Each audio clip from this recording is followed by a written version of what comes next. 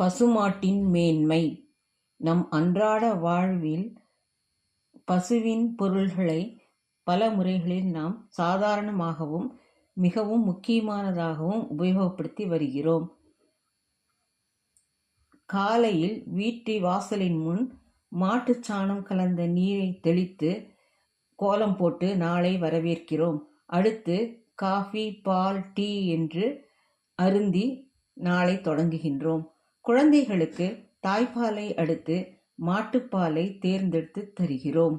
கிரகப்பிரவேசத்தின் போதும் முக்கிய வழிபாடுகளின் போதும் கோபூஜை என்னும் பசுமாட்டு பூஜை வழிபாடு முறைகளிலும் சிறப்பாக இடம்பெறுகிறது. இத்தகு பெருமைமிக்க பசுவினை மாடு என்றும் இதனையே செல்வம் என்னும் பொருளில் திருவள்ளுவர் தம் திருக்குறளில் பல இடங்களிலும் குறிப்பிட்டுள்ளார். இந்திய வீடுகளில் பராமரிக்கப்படக்கூடிய மாடுகளைப் போல வேறு எந்த ஒரு நாட்டிலும் இப்படி பராமரிக்கப்படுவதில்லை. பார்க்கடலை கடைந்தபோது தோன்றியவள்தான் காமதேனு.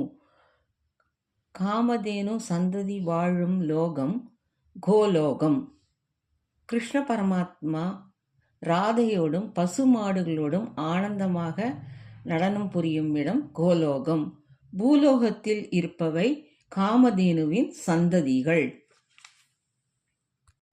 கோமாதாவில் 33 தேவர்களும் வாசம் செய்கிறார்கள். ஒவ்வொரு ஆண்டும் மகர சங்கராந்தி காலத்திலும் இந்திர பூஜையையும் கோபூஜையையும் செய்ய வேண்டும்.